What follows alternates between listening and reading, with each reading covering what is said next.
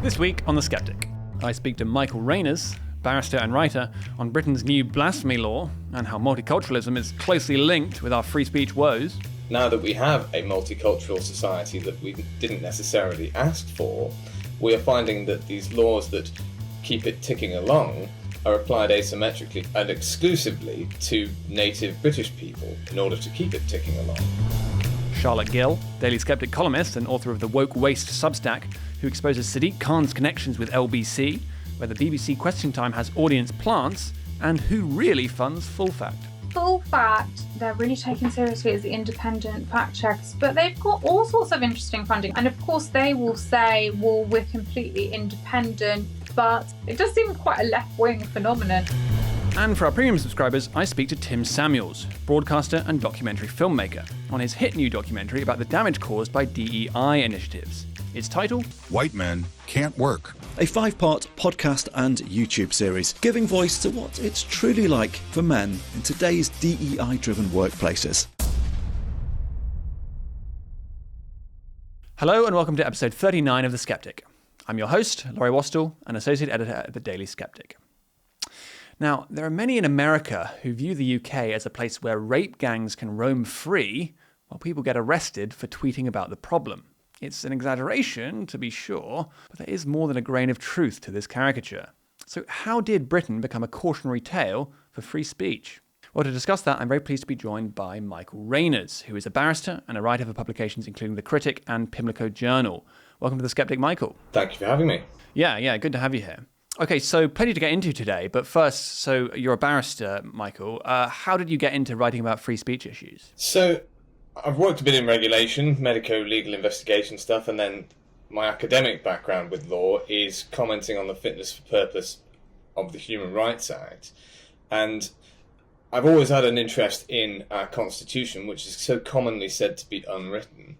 However, it is in fact a very written thing. It has just been what was formerly a set of constitutional documents. It has been smashed into various statutes and hidden from the public and from plain view.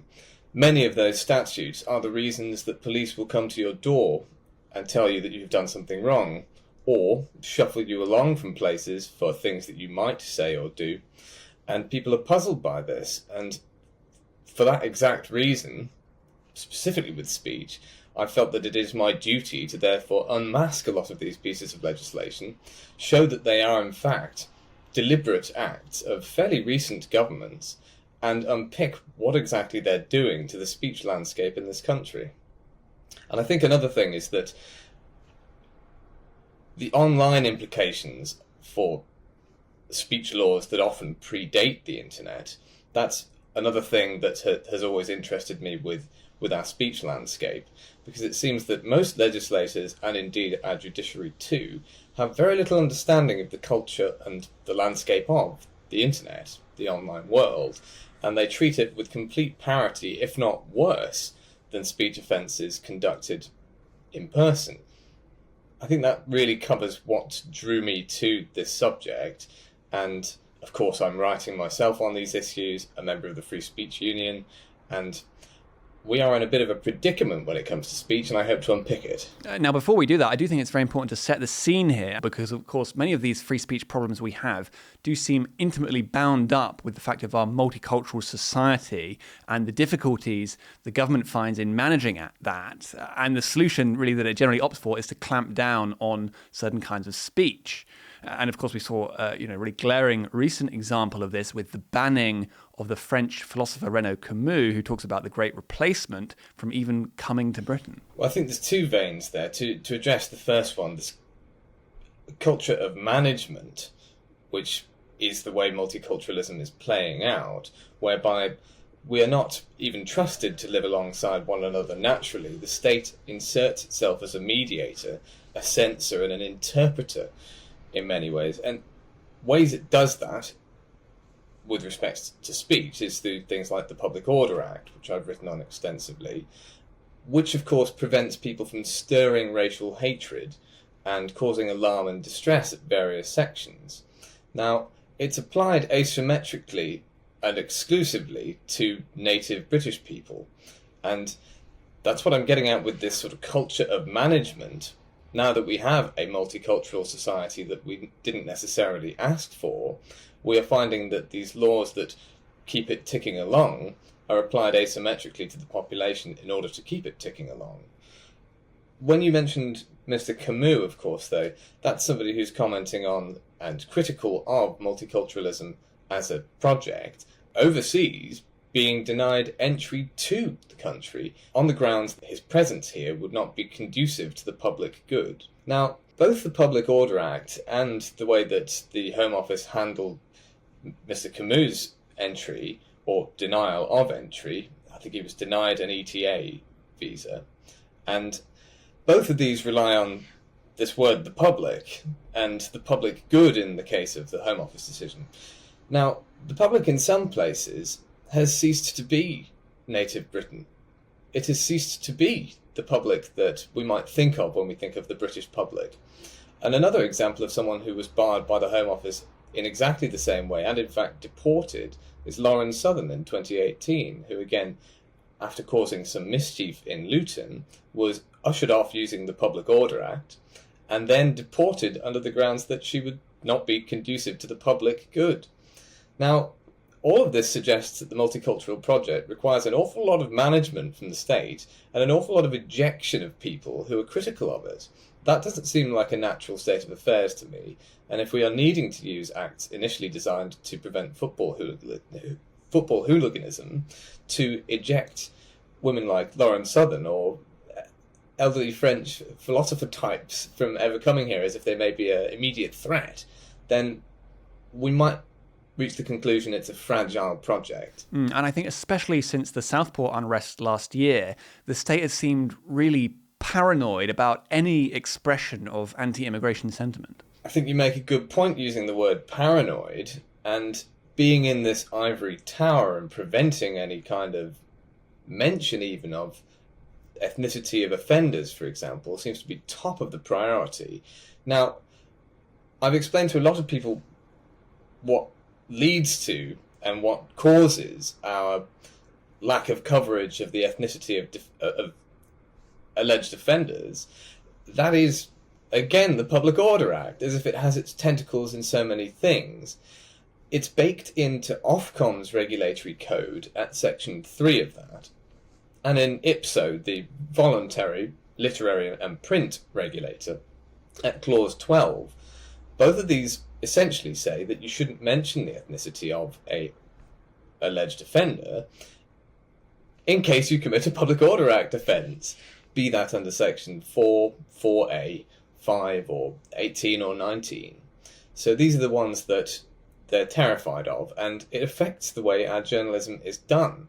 Now, people often think of not reporting the ethnicity of an offender than trying to cover something up, but in effect, they're just responding to legislation that is in place, things that cause the public to be rather curious and not particularly trusting of the authorities that govern us. And so, Michael, speaking of the Public Order Act, we've had the shocking case this week of Hamit Koskan, who's a Turkish man who burned a Quran in a statement against what he views as the oppressive religion of Islam, and he's been convicted of a public order offence for that. I mean, are we bringing in blasphemy laws by the back door? So it's been said frequently that this is a backdoor blasphemy law. It's again the Public Order Act, this time Section 5, except it's been added, there's an added aspect, which is the use of Section 31 of the Crime and Disorder Act of 1998, which is to aggravate offences and extend sentences based on the original offence being motivated by hostility towards members of a religious group. And Section 5 of the Public Order Act is the offence, but that is there to aggravate it. And realistically, the Public Order Act could be used on its own for things like this, and therefore we already have blasphemy laws in many respects, but Section 5 deals with alarm and distress caused. It doesn't necessarily have a racial element. That has been tacked on by the use of the Crime and Disorder Act of 1998, and that can be tacked on to just about any offence to create what people commonly call a hate crime. And just one other particularly outrageous thing about this was that, so as he was burning this Quran, he was actually assaulted by a Muslim man in the street.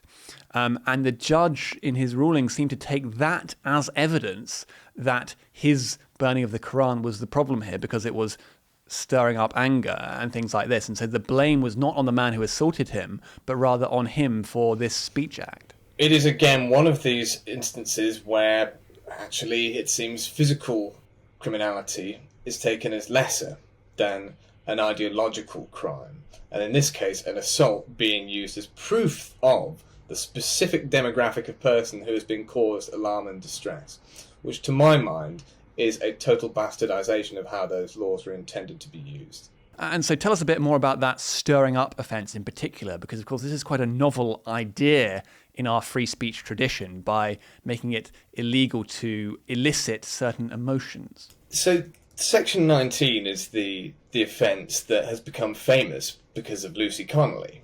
That is the offence of stirring up racial hatred. And what it requires really is beyond belief in this case, and that's why it has shocked so many people. Connolly's tweet was widely circulated, it went viral, and that probably led to the police report in the first place. But its virality and reach, and indeed any link that it had to potential criminality, which none was proved, or was not demonstrated in a court of law, that was pretty much immaterial, because the offence is simply that somebody should distribute any written material which then intends to stir up racial hatred, and having regard to all the circumstances, racial hatred is likely to be stirred up. So what this means is that a charging officer or a judge has to imagine an observer that would be supposedly stirred by a statement that they did or didn't see to some form of racial hatred. And there's a lot of very weaselly words there, racial hatred itself being stirred to it, and this imaginary person. And essentially this is a pre-crime type offence, which most people would agree does not seem proper, nor should it be applied to a singular tweet with such a disproportionate sentence as 31 months, which is what happened in the Connolly case. Now, of course, recently people have been talking about Herman, the Attorney General, signing off on that offence. All uses of Section 19 under the Public Order Act, the stirring up racial hatred offence, require the AG's sign-off. So anyone in any doubt that this was a political use of the Public Order Act by a newly minted Prime Minister who was keen to show off his credentials in dealing with public unrest after his role in the riots of 2011 as the CPS chief, Director of Public Prosecutions, that is, him and his lifelong friend, the Attorney General, chose to use this to make an example of this woman, is my thinking. I would also add that with the stirring up racial hatred offence, this is very rarely used. Usually it's Section 4, 4A and 5 of the Public Order Act that are deployed, which are causing alarm and distress deliberately or otherwise. And it's Section 19 that is rarely used, and that's what makes it so strange. Also, there are 11 other Lucy Connollys that were convicted under it, or charged under it. We don't know the outcomes yet, that hasn't been published to my knowledge. But through my own Freedom of Information requests to both the Ministry of Justice and CPS, I found that there was another 11 uses of that in summer alone last year. So there's many more Lucy Connollys out there who also had the AG's sign-off on their prosecutions being brought, and we will probably never hear their names, nor will they be celebrated by Telegraph columnists or given the kind of backing that Lucy has. So in fact, there were 17 charges of stirring up racial hatred that were approved by the Attorney General in relation to the Southport unrest last summer. And of those, 2 of them went to jury trial, and both of them were acquitted. So the first is Mark Heath back in October, and better known is Jamie Michael, former Royal Marine, in February, and so dim a view did the jury take of his prosecution that they returned to find him not guilty in just 17 minutes. Incredible. Yeah. So there's questions over the Lucy Connolly charge, but there's also questions over this. Well, that was part of the nature of the appeal, was it not? That Connolly had been sort of encouraged to plead, seemingly, by her solicitor, and he was on the stand in that appeal. So I was concerned very much with some of the uses of the POA to just coerce pleas. Plea bargaining, basically, similar to the post office stuff that we saw, the post office scandal stuff, where people are encouraged to plead because it is in their best interests and they will have a reduced sentence. And a lot of people in that terrifying situation of being arrested, being confronted with a duty solicitor, not having access to perhaps even knowing the FSU exists, will then take those pleas. And I think Connolly, in the panic of it, would have likely done the same. And that was what a lot of the appeal was about too. But yeah, I heard about the Heath stuff, and they acquitted him very quickly after the CPS had built quite a dossier of his tweets to show them. But it's just so dimly viewed by the public that great to see that there's more like that. That is news to me. And I think there's a further indictment of Hermer here, because written into the 1986 Public Order Act, the reason that the Attorney General has to sign off on these stirring up racial hatred offences is so that free speech can be safeguarded. And so he has a constitutional role to where he could decide not to pursue these prosecutions because they're tendentious. Yes, and I mean, if there's a neater example of being out of step with the public as the AG, the speed of those acquittals, I think Mark Heath's was pretty quick too. Not long after pulling out their dossier were the jury quite convinced they weren't going to convict him. So if there's ever a good example that you're out of step with the public, it's proceeding on all 17, as you say, prosecutions under Section 19. And not all of them are as dubious as Lucy Connolly's and Jamie Michael's, one should say, but it does seem very indiscriminate here, the application of this offence.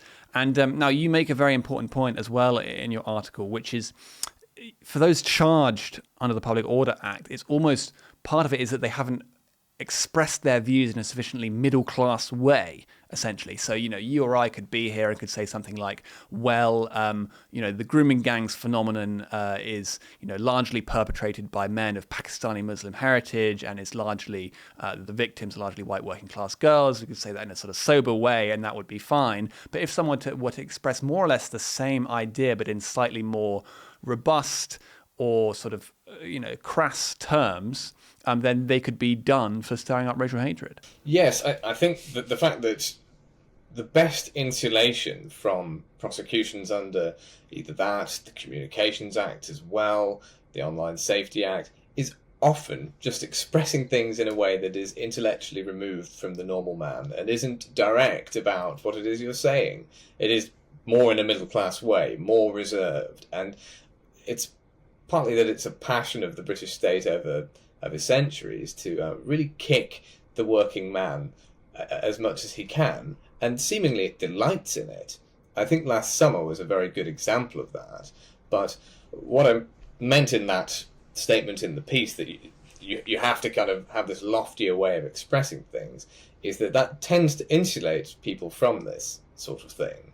And all that seems to reveal to me is that there is an element of classism in how these laws do apply. And again, just like police tend to enjoy being rather malicious with the working class, the same is true with them now on the internet when expressing things in a slightly rougher manner. I think there's also something that isn't talked about as much, is that the internet really is this place of rough and tumble. It has always had a culture of sort of mobs mobilising, but mobs that have never left the house and never intend to, and treating them with parity of actual rioters or anything of the kind is rather silly. Lord Sumption wrote a piece suggesting quite boldly that Lucy Connolly should still remain in jail, and citing his own problems with the Public Order Act. But he made the fundamental mistake of suggesting that crowds online gathering in a comment section are in any way comparable to an angry mob gathering pitchforks. These are crowds that haven't left the house and never will. And they have been on the internet shaping its culture for the whole run of the thing, for certainly as long as we have had social media and before. And why do you think there is this sort of topsy-turvy understanding of things where what's said online is actually treated as more serious than what's said in person or in public? I mean, for instance, we saw the example of this Labour councillor, Ricky Jones, who also during the Southport unrest told a far-left crowd to slit the throats of the far right. They are disgusting, nasty bastards, and we need to cull their throats and get rid of them all. And far from being held on remand, like Lucy Connolly was, he's been on bail, in fact, for an entire year and still hasn't faced trial. Yes, it is interesting. I think it's a matter of, likely, the ease of policing the online realm and the ease of combing through and finding immediately the speech there, set in stone in tweet form. It is just easier to police that. And police don't have to leave the house either. They can go after people and gain convictions without having to even go on a beat. And this seems to be the general understanding of what's going on, and people feel it is innately wrong. However, I've made the point before that speech online is always rough and tumble. But if you were to say some of the things that would be normal online, coming out of an anonymous account or something, if a stranger was to shout that across a cafe at you, that would seem all the more real and threatening. So we've ended up with this inverted thing where, because it's found online and is normal online and is prolific online, they want to go after it. Whereas somebody yelling at you in a coffee shop or a tea room, unlikely they would be able to find that individual. And they can't find that speech in a permanent form that they can use as evidence. So it's partly the ease, I think, for police, who have a mightily difficult job in this country, and increasingly so. Yeah, partly the ease and also partly the focus on it, I think. And in particular, one example of that is the Online Safety Act, which is a new development.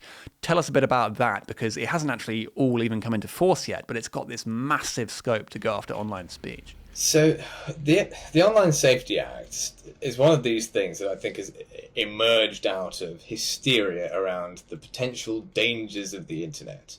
And parliamentary types and legislators have been, for some decades, wringing their hands over how dangerous the internet is. Lucy Powell, for example, is somebody who's been consistently fearful of the potential for online right-wing groups, basically just anyone in a private online setting, be that a group chat or a Facebook group. She tabled in 2018 a private members bill to ban any kind of private assembly on the internet under the proviso that they might be right-wing. This kind of terror has led to the creation of the Online Safety Act, which takes a few of its provisions. For example, its section 1791, which criminalises misinformation. That did already exist in the Communications Act, to my knowledge, and it has simply just been transferred here.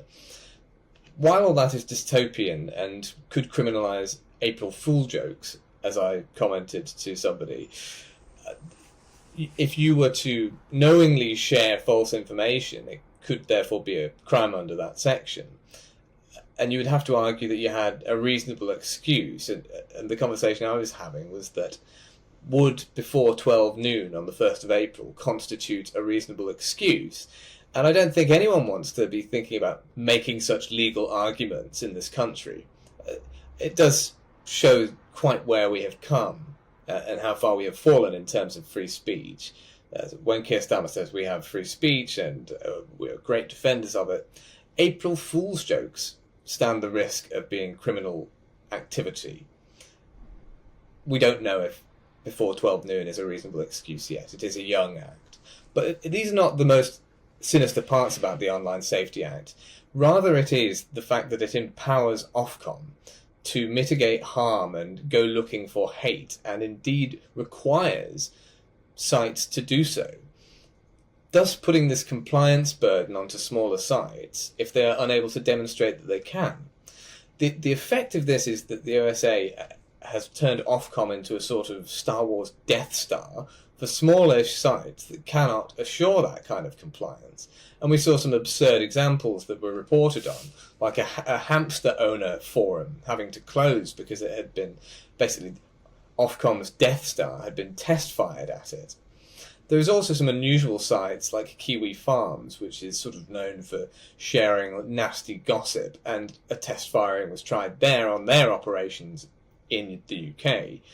So both of those complied with Ofcom's essentially cease and desist unless you can prove that you're rooting out hate on your platform.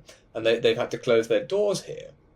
And the reason I use this example of a test firing of a weapon is that, as you say, it's still coming into force and they're still getting into gear in how it will function. What that means for larger platforms and the kind of fines that they would want to levy to something like X, based out of the country but operating in it, and certainly adjusting the speech landscape, I'm sure they're keen to see what they can get away with there. But for the larger sites like Facebooks and Instagrams and whatnot, Ofcom will likely rely on the in-house people to ensure compliance is there, and thus to censor a lot of things by that mechanism. But for the smaller sites, they run the risk of just being forced to close because of these compliance burdens.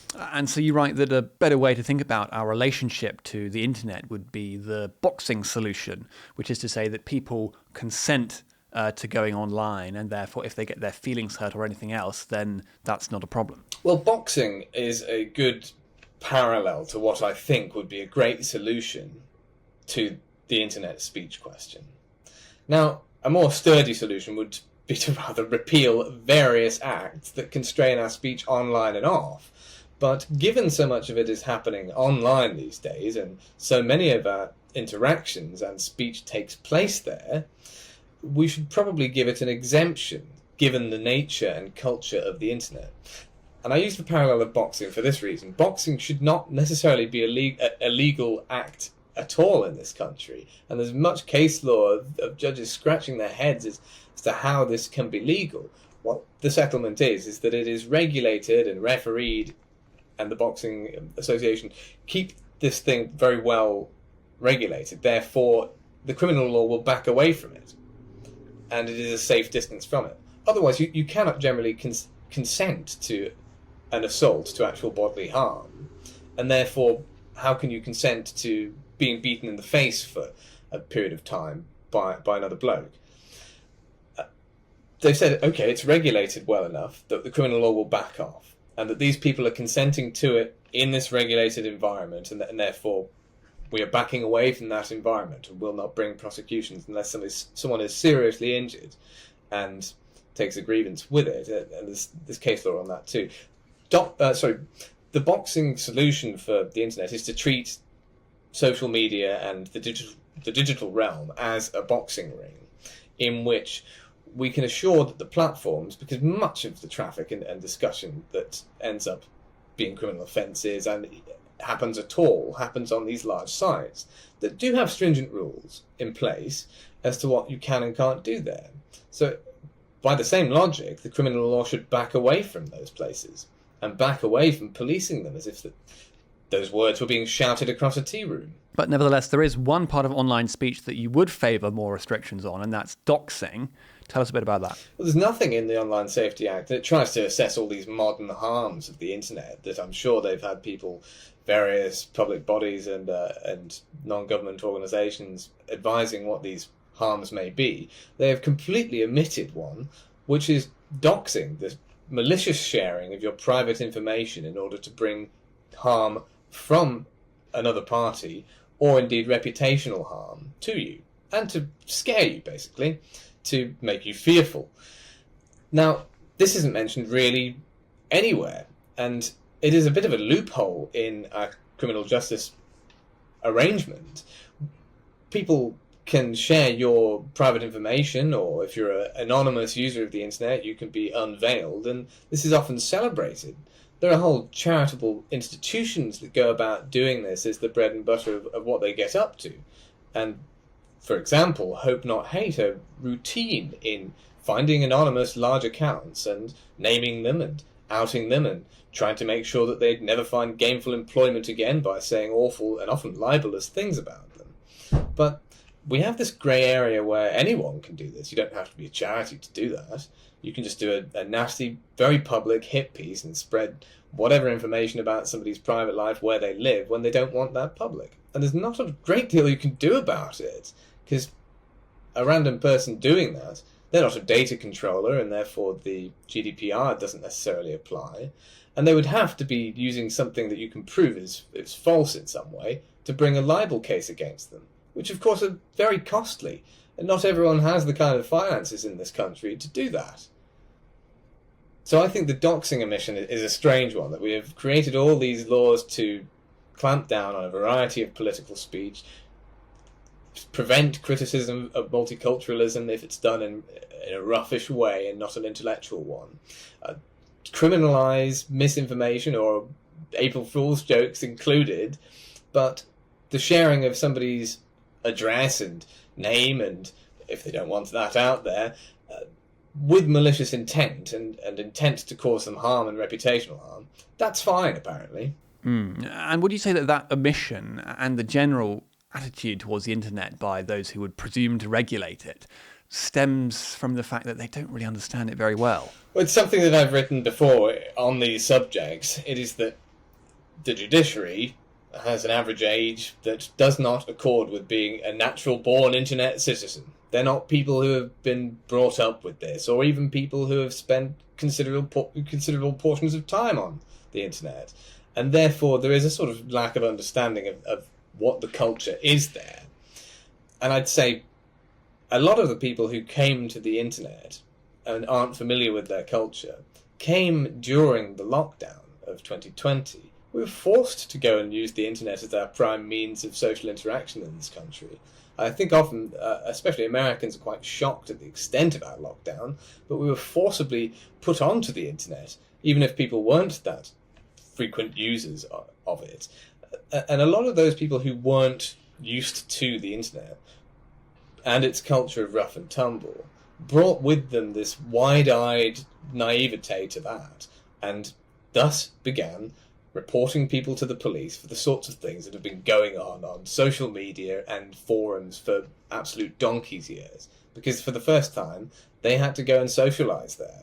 Okay, so we're coming up on time here. I know you've done some fantastic work on free speech, but you've also been doing some other things in your spare time, and that's to create Project Afuera, and that is this fantastic acronym of the automatic firing of undemocratic, extraneous regulators and agencies. Now, just tell us a bit about that and what you're trying to do there. That's my collaborator who's come up with the acronym, which is a great tongue-in-cheek thing, because, of course, government bodies that have entrenched themselves, known as quangos, or quasi-autonomous non-government organisations, another acronym, they're full of them, or they live and breathe acronyms, and they have whole spreadsheets filled with these initialisms and acronyms for all kinds of things. So we thought we'd use Afuera to be one as well. Obviously a nod to Milei in South America, who has been cutting through their state and shaving off huge amounts of saving in a way that inspired Trump's second term as well, with the Doge project. And we're seeing now, just the other day, Reform putting together their own Doge team. So the last few months and in the coming months, we're hoping to publish a full list of legislation and secondary and primary legislation that needs gutting if there was going to be a Great Repeal Act or whatever it would be called. But everyone's talking about it. Nobody is finding the exact things to be repealing. What the Project Afuera thing is a taster of that. We want to launch the full project on the 4th of July to commemorate 1 year of Keir Starmer, and also with an air of the Declaration of Independence about it. The Afuera project and website contains a full list of 572 quangos, a variety of data on when they were created, who they were created by, and demonstrating that all of these public bodies essentially have been created in the last 30 years, and then suggesting where to put them. That is, what to do with them. And we suggest abolishing a great deal of them saving potentially upwards of the budget of the NHS for an entire year. Certainly more money by axing these in an annual budget would be saved. More money, would be saved than the cost of the Apollo programme. And I can only see that as a good thing, and we're publishing this with the hopes that it gets into the right hands and is replicated or copied and pasted. We want no fame or fortune for this. It's just a resource to be used. And finally, just to marry those two up then, we've spoken about them a bit, but what are some of the speech laws that you would want to repeal right away? The key ones that I think anyone from the Free Speech Union down would identify are the ones I would identify. They are the Public Order Act, the Communications Act, the Online Safety Act, and I think those are the three big ones that need to go. We regain a lot of our speech landscape with their repeal, and we don't lose much. People think the Public Order Act would leave us in a total state of public disorder, but sections 1 through 3 are the only sections that really concern what we think of when we think of public disorder: riot, affray, and violent disorder. And those were all common law offences, essentially, so they could be returned there as far as I'm concerned. All the speech offences contained thereafter can go, or as Millet might say, afuera. Indeed. Well, what a fantastic word to end on. Michael Reiners, thank you very much for coming on The Sceptic. And thank you. Now for an update on all the shady left-wing networks that are influencing our political system that you've probably never heard of. And to do that, I'm very pleased to be joined once again on The Sceptic by Charlotte Gill, who is a freelance journalist, an author of the woes substack, and a columnist at the Daily Sceptic. Welcome back to The Sceptic, Charlotte. Thanks for having me, Laurie. Yeah, good to have you here. Okay, so you've written this piece for us this week, Charlotte, titled Commie Academy. And I think many people will have a sense that these left-wing activists they see on television are almost interchangeable at times. And you know, that they all seem to be singing from pretty much precisely the same hymn sheet. And indeed, well, as you've found, partly that's because many of them have been trained in the same place. Yes, that's correct, Laurie. So I basically found the left are so much more organised than the right when it comes to their activism, and things that seem totally obvious to the left, building movements and hosting cooperatives, are just completely alien concepts to us. But what I found is that there's basically, I jokingly call it Commie Academy. There's a sort of training school for people joining the commie revolution, the left-leaning revolution, and it's run by a group called the New Economy Organisers Movement, and they essentially have training sessions for new people to be on their spokesperson network, and the spokesperson network disseminates these activists onto the airwaves. It has a very good rate of success. And you're probably wondering, who am I talking about at this point? Well, the people that have been plugged by Neon, as it's called for short, are people like Grace Blakely, Zoe Gardner, who is... these people may not be household names, but they're very active on the Twitter X circuit. And Zoe Gardner is known for frequently going on LBC and being lauded as a migration expert, but she's basically pro-open borders. And there are also 2 Labour MPs that have gone through the programme, and one is Miata Funbula, I apologise if I'm not saying that totally correctly, and then Dr. Jeevan Sander, and he went through it in 2022, and you can find this all on Neon's social media feed. So they were preparing them for going on to Question Time and things like that. So it just shows that there's people we think are organic activists have risen on their own onto the airwaves. It's actually more planned than that.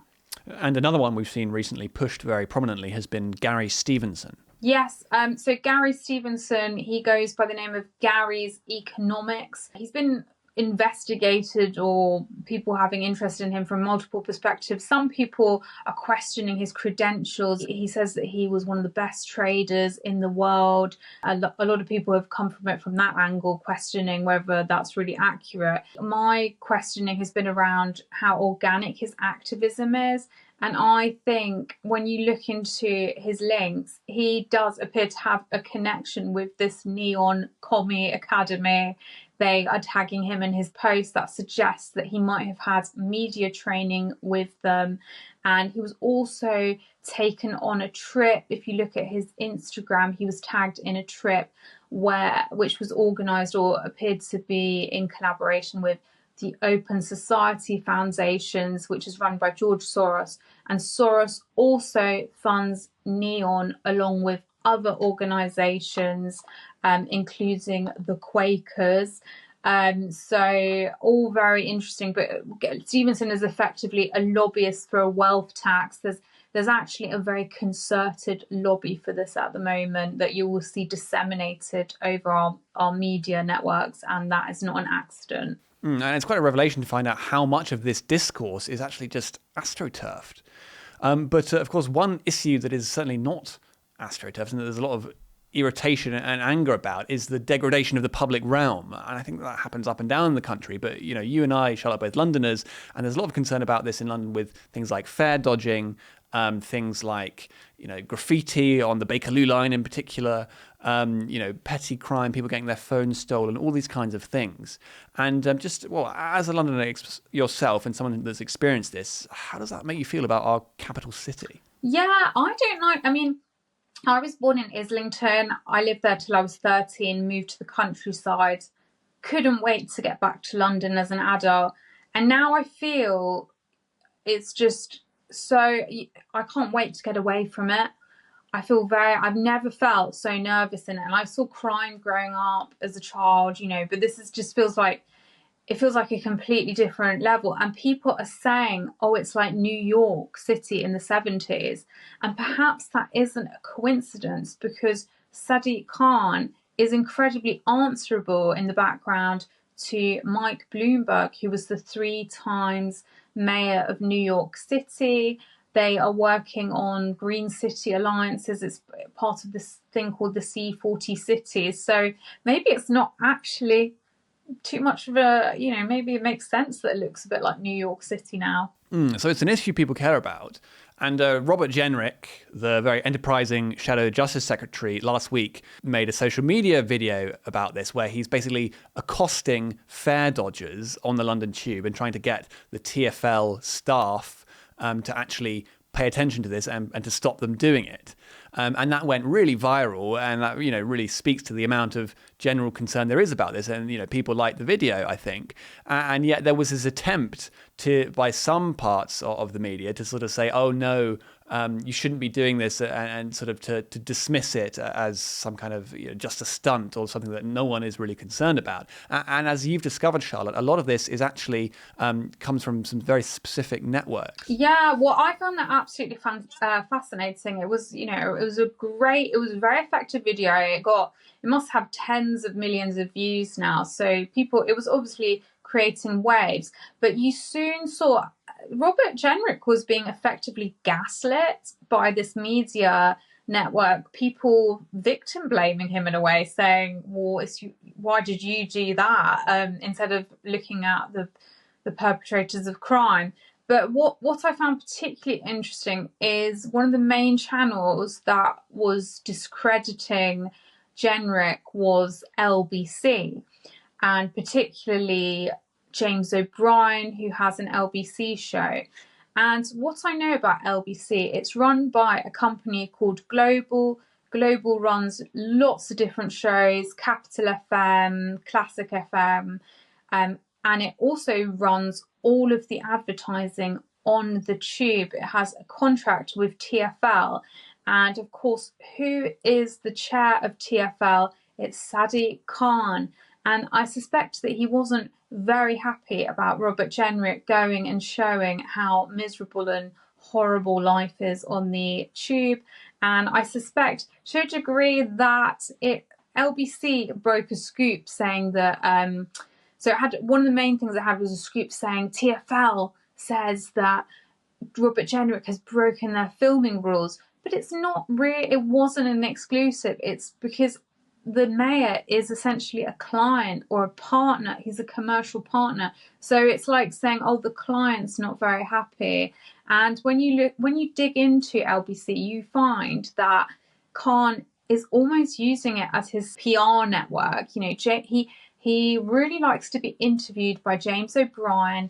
They run a show called Speak to Sadiq together. If you search for that hashtag, it will just come up with loads of evidence of, or loads of times that James O'Brien has interviewed Sadiq Khan. And there are questions about whether that's affecting how things are curated. Does he spare the mayor from difficult questions? Of course, it is a conflict of interest if the mayor is a commercial partner with Global, which TfL has a massive contract with.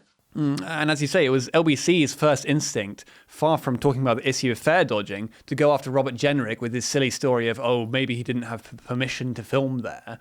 And I mean, it's just a strange phenomenon, isn't it, really, that you have someone raising an issue and that should be the issue. And instead, there's blame on him for having raised it in the first place. Yeah, I think definitely. There's a lot of astroturfing does go on, and there are demonstrably, I've written for the Daily Sceptic about one network called the Movement Forward that does coordinate social media activity so that a number of people and accounts are disseminating the same message.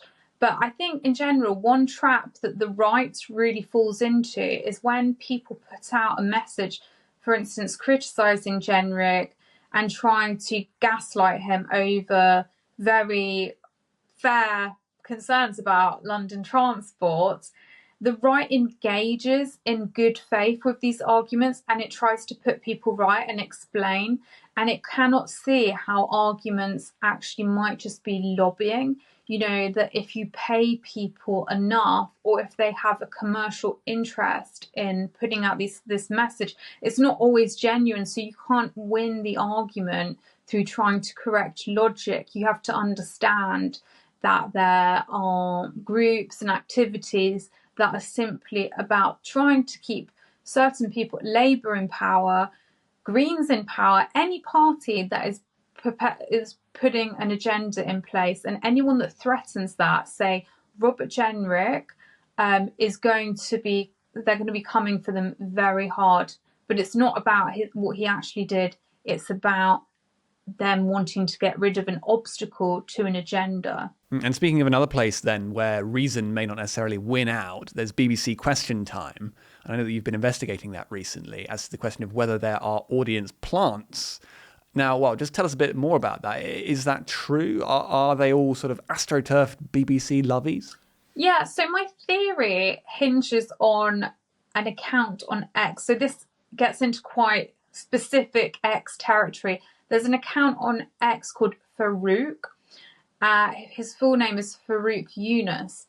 And he's an example of a certain type of account that people see on Twitter, but they don't really take in, of someone who is plugging lots of content to promote an agenda, what content creators like Farouk will do. And there's another one called Haggis. They're just accounts that we see all the time. They are clipping up content to feed to propagandists, to retweet, to further promote this idea.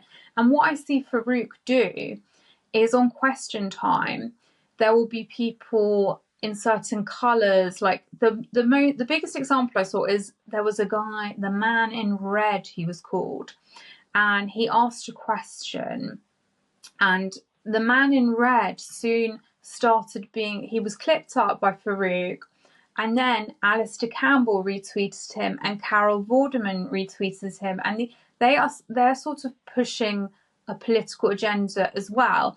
And then Alistair Campbell found the Man in Red, and somehow very quickly the next day the Man in Red had written an article for the New European magazine. So this was meant to look kind of organic, like wow, like get this guy on quick. But I think there's a degree of people, they often wear strong colours. So Farouk will clip up the woman in pink, the woman in a certain necklace. I think these activists are being disseminated on Question Time. Very easy to fill in a diversity monitoring form. You know, the producers, they just want to get a balance. So the left-wing activists can say, I love the EU, I do this. And then they can come and ask their questions. And the questions will be very specific. There was, with the UK-EU summit, I don't know if you remember recently, like where Starmer kind of sold us out over Brexit. Well, again, about in the EU deal. But there was a woman, that I think she was a lady in pink, who asked about this summit. And it was such a specific question, but it promotes the agenda that Farouk is part of trying to promote, which is all rejoining the EU. So I do have to ask the skeptical question here, Charlotte, which is, how do we know that these aren't just coincidences, right? Is it just that there happen to be people with similar mindsets who organically agree and then retweet each other?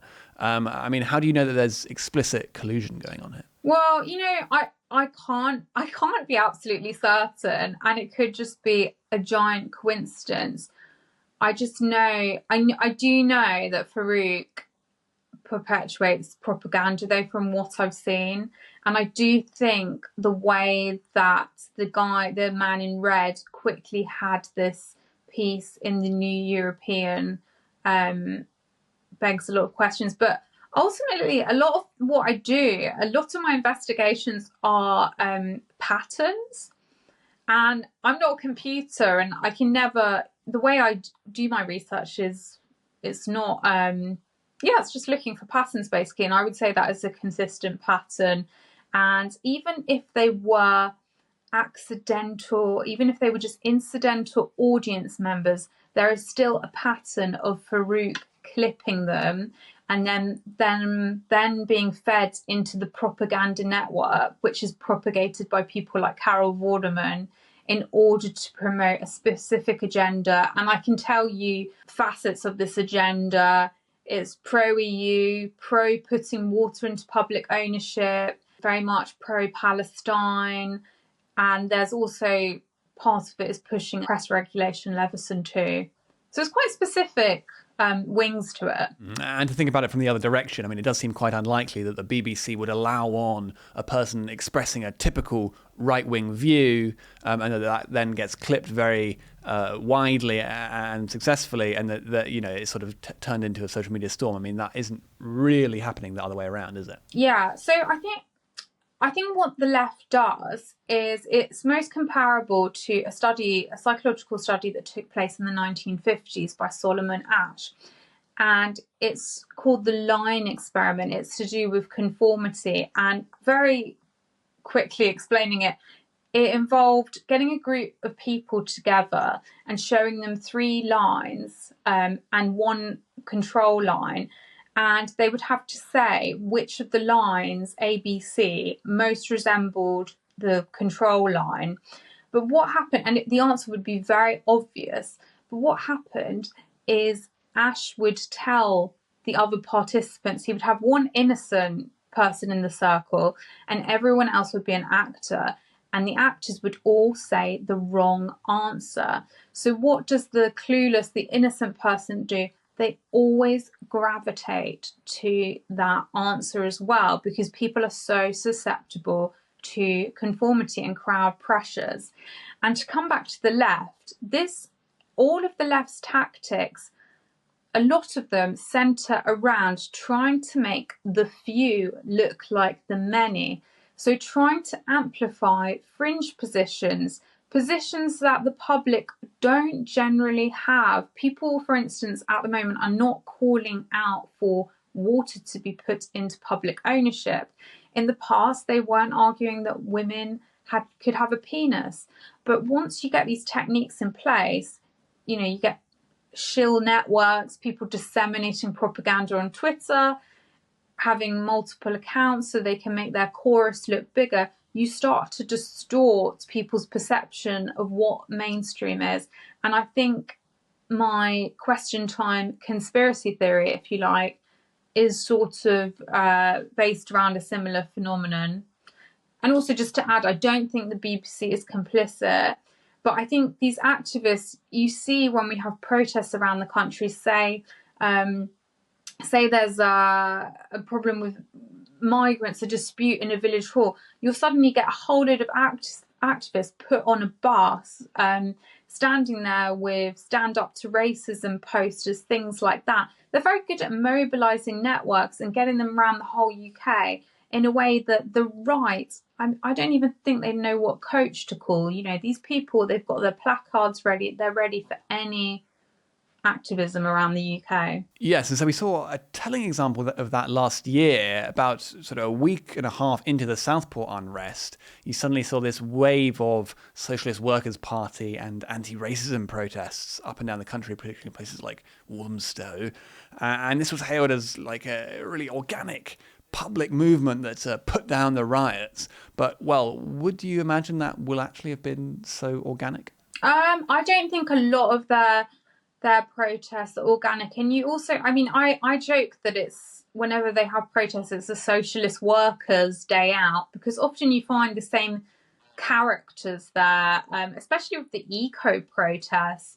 The left are really good at just creating, I tried to list once all the different activist movements we have, and we just have so many that it's almost impossible. But who's going to really know? Who's going to find out if you're just one unit, but you just keep giving your unit, mixing up the people and giving it masses of names? And I think that's what they're quite effective at, and certainly very good at their placards. There were all of those.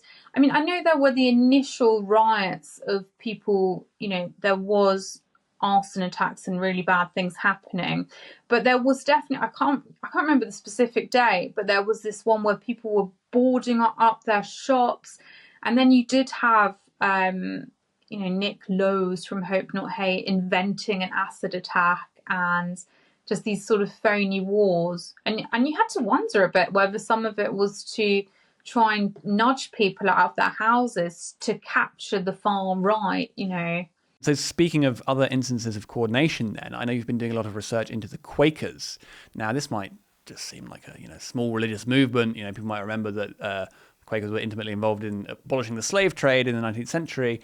But nowadays, of course, there are several large Quaker foundations with really a lot of money, and they fund all kinds of left-wing causes, Charlotte. So, well, yeah, just tell us a bit more about who they are and what they're funding. Yeah, so I eventually found out that I was looking into all of these funding networks, and repeatedly the same names were coming up: the Joseph Rowntree Reform Trust, the Joseph Rowntree Charitable Trust, the Barry Cadbury Trust, the Friends Provident. And it really wasn't registering. I can't remember when it hit me. Something gave me an idea that these were Quakers. And I suddenly thought, wow, almost everything I'm looking through, left-wing networks, I always find the Quakers. And Quaker foundations, nothing wrong with Quakers, you know, incidentally, historically. I mean, I've really had to try and get into the history, a very superficial history of Quakers. You know, historically, they're great people. You know, they had great values, and they were also very successful at business. You know, in the confectionery industry. You know, Cadbury comes from a Quaker. The Rowntrees, I mean, that's now been sold to Nestle, but Banks, Lloyd's Banks Group, what's the other one? Clark's Shoes originated from Quakers, and the fact they had their social values did contribute to the success of those businesses. They were known for being honourable, good people who treated their workers very well. I think Quakers, reading between the lines, I think it has been, I mean, there is an element that Quakers can be a little bit woke. When I've listened to them on podcasts and things like that, they do sound quite woke. And I don't know if these are just, you know, the type of people that go on podcasts, how representative they are of the whole Quaker population. But they're very concerned about reparations, particularly any of the confectionery like cocoa wealth and where that came from. They they're very preoccupied with climate change. Obviously, they're pacifists, they don't believe in war. But I think it's also been to an extent sort of corrupted by Marxists. And, you recently saw the arrest of Youth Demand at one of the Quakers' centres. They've got lots of Quaker centres around the UK. And basically, I think Marxists have worked out that Quakers have a whole lot of money to be made of, and these can be plugged into their various institutions, especially as Quakers have a lot of concerns about reparations and things like that. So you can find them everywhere at the moment, actually. So it has been quite interesting digging around. And Charlotte, I know there's a particular link from a Quaker trust to an MP in Parliament. Tell us about that. Yeah, so the Barry Cadbury Trust, which is a really wealthy Quaker foundation, its long-standing director was Ruth Cadbury, who's now a Labour MP. So she did resign in 2015 from her roles on the Barry Cadbury Trust when she became an MP. But I do find her quite interesting because she's a sponsor on the assisted dying bill. And I have found links between the Barry Cadbury Trust to assisted dying, and she's also a humanist. And I do believe that humanism is another institution or whatever it is, like religion of types that if you plotted a Venn diagram of Marxism and Quakers, it would be very strong between humanism, Marxism, those three things. And so finally, while I've got you, another left-wing industry is the fact-checkers and the disinformation experts and really the online censorship cheerleaders. Now, I know you've been looking a bit at Full Fact in particular, which is one of these. Who funds them? Yeah, so Full Fact, they're really taken seriously as independent fact checkers, but they've got all sorts of interesting funding. So in 2023, that's the last tab on their website available, they were given £522,632 by the Tides, Google.org charitable giving fund. Meta gave them £370,000. Other foundations, so the Quakers come up again, Joseph Rowntree Charitable Trust, John Elliman Foundation, European Media and Information Fund. And of course, they will say, well, we're completely independent. Fact-checking can only be independent. But it does overwhelmingly seem to be a problem that it does seem quite a left-wing phenomenon. A lot of it, the strength of the fact-checking industry now does seem to have come about post-2016 with Brexit and Trump. It's as if, a lot of the establishment couldn't get its head around the fact that people had voted the wrong way. So now they're going to make sure that their brains are corrected. Charlotte Gill, thank you very much for coming on The Sceptic. Thanks for having me. Now, we all know that in today's woke world, if you're diverse, then that means you're on top. But what does that mean for those who find themselves at the bottom of the hierarchy of woke victimhood? White men.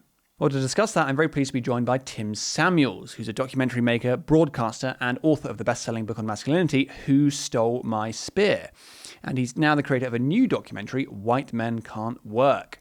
Welcome to The Sceptic, Tim. Thank you. Good to see you. Yeah, good to have you here. So we'll get onto this documentary in a second, but first, just tell us a bit about your career as a documentary maker and filmmaker. And I mean, you've covered a lot of different topics in your time.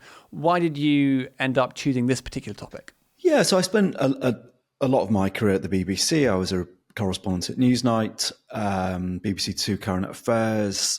I did a show called Men's Hour on 5 Live, which was unfashionable at the time, back in 2010, saying men need a voice. I worked for American TV. That's the end of the free part of the podcast. If you'd like to listen to the bonus interview, you'll need to become a regular donor to the Daily Sceptic. For as little as £5 a month, not only will you be able to watch or listen to the whole podcast, you'll also be able to access articles behind our paywall and join our discussion forum on Discord, where you'll have an opportunity to discuss the latest content on the Daily Sceptic with other donors, members of the editorial team, and some of your favourite contributors. Once you've become a donor, log into the Daily Sceptic using the same email, and you'll find a link to the premium version of the podcast on the homepage, including instructions about how to listen to it on your favourite podcasting app. Remember, you can access all this bonus content for as little as £5 a month. Just go to dailyskeptic.org/donate.